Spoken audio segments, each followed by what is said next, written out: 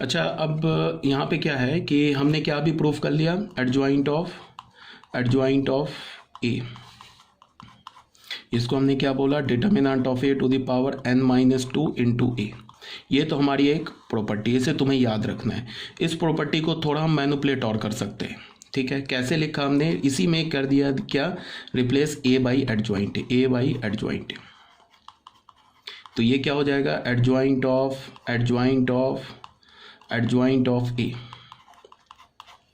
ए की जगह हमने डाला तो ये क्या हो जाएगा, एडजॉइंट ऑफ ए का डिटर्मिनेंट n-2 इंटू ए की जगह क्या डालेंगे, एडजॉइंट ए।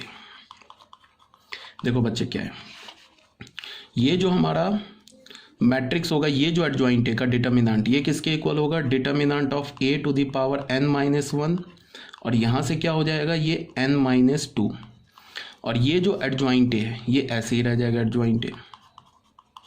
तो ये क्या हो गया, डिटर्मिनेंट ऑफ ए पे power n square n-1 square से ही रहने दो। मतलब ये मैं तुम्हें बस मैनिपुलेशन सिखा रहा हूँ कि तुम कैसे कर, ये कोई प्रॉपर्टी नहीं है। यहाँ से जो ये मैंने लिखा ना, एडजॉइंट ऑफ एडजॉइंट, ये कोई प्रॉपर्टी नहीं है, बट तुम्हें मैं ये बता रहा हूँ कि तुम ऐसे मैनिपुलेट कर सकते हो चीज़ों को, ठीक है। ये प्रॉपर्टी नहीं है, ये प्रॉपर्टी है, तुम्हें याद रखना है।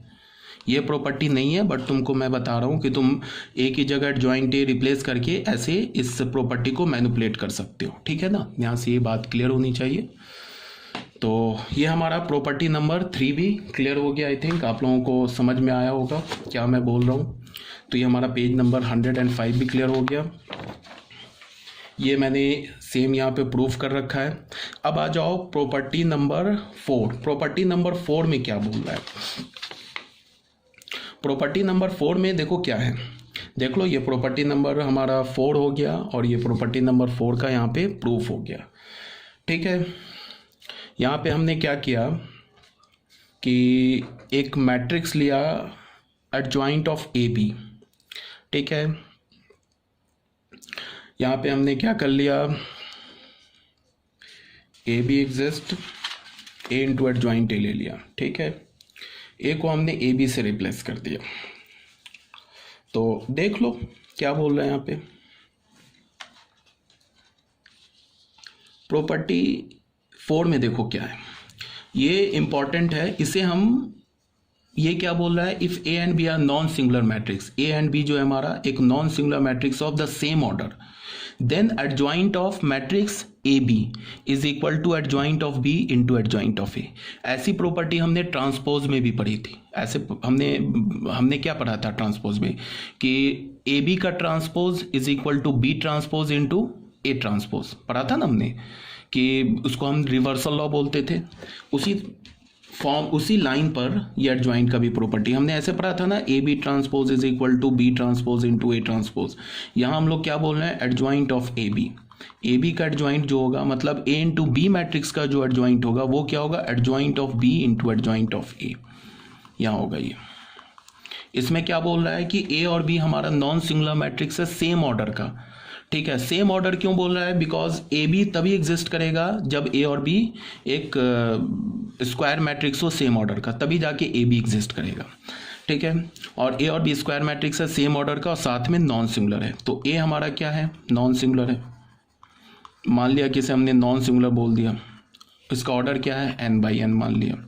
तो यहाँ से हमें क्या मिल गया, यहाँ से हमें मिल गया कि determinant is not equal to 0। B क्या है हमारा, नॉन सिंगुलर है, ऑर्डर n/n मान लिया। यहाँ से क्या मिल गया, determinant of B is not equal to 0, ठीक है। तो यहाँ से क्या मिल गया, determinant of A into determinant of B is not equal to 0। This implies that determinant of A B is not equal to 0। This implies that A B is non singular, A B is non singular. A B हमारा क्या हो गया, non singular हो गया। This implies that A B inverse exist, A B का जो inverse है वो एग्जिस्ट करेगा, ठीक है। अब आ जाओ हमारे पास क्या प्रॉपर्टी है, फिर जो फर्स्ट प्रॉपर्टी था, A into adjoint A is equal to determinant of A into I N, ये था ना प्रॉपर्टी हमारा। इसमें हमने क्या कर दिया, replace A by A B से रिप्लेस कर दिया। तो हमें क्या मिल गया, ए की जगह ए बी डाल दिया और यहाँ क्या हो गया, एडजॉइंट ऑफ ए बी, ये क्या बोल दिया, ए की जगह ए बी डाल दिया इंटू आई एन कर दिया। इसको हमने फर्स्ट प्रॉपर्टी माना, ठीक है। अब हमने क्या किया, एक तो हमने इसको फर्स्ट बोल दिया, अब हमने क्या किया,